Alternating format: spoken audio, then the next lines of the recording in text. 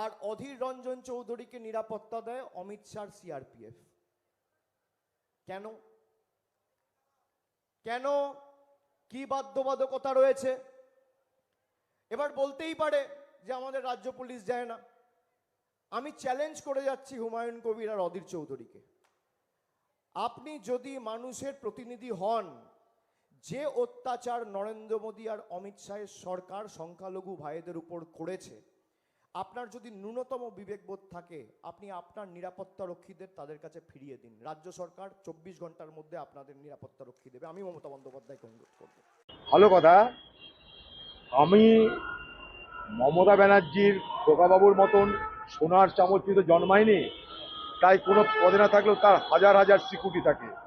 আর আমার নিরাপত্তা দিয়েছে কেন্দ্রের সংস্থা, কেন্দ্রের গোয়েন্দা বিভাগ।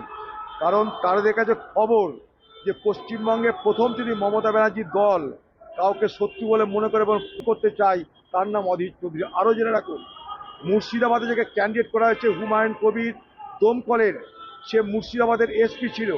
মুর্শিদাবাদের এসপি থাকালীন সে জেলখানার মধ্যে গিয়ে ক্রিমিনালদেরকে ঐক্যবদ্ধ করে কাম করার চক্রান্ত করেছিল। আমি সেটা ওপেন চ্যালেঞ্জ করে বলছি, এবং সেটা করেছিল মমতা ব্যানার্জির নির্দেশে। তাই পশ্চিমবঙ্গে মমতা ব্যানার্জির নির্দেশে যদি কাউকে খুন করার চক্রান্ত হয়ে থাকে, তার প্রথম নাম আমি। এক। 2 নম্বর, খোকাবাবু কোন অধিকারে শয়ে শয়ে সিকিউরিটি পাইছে? কে? সে যেদিন থেকে সিকিউরিটি পাচ্ছে সেদিন থেকে তার পরিচয় কি? আরো বড় কথা, পশ্চিমবঙ্গের সরকার কেন খাকি পোশাকের সিকিউরিটি আমাকে দিচ্ছে? এই যে খাকি পোশাক, আমি কি চেয়েছি মমতা ব্যানার্জির কাছে? যদি মমতা ব্যানার্জির কাছে আমি সিকিউরিটি না চেয়ে থাকি, তাহলে কেন্দ্রের কাছেও সিকিউরিটি আমি চাইনি। যারা দেয় তাদেরকে জিজ্ঞেস করবেন এইসব।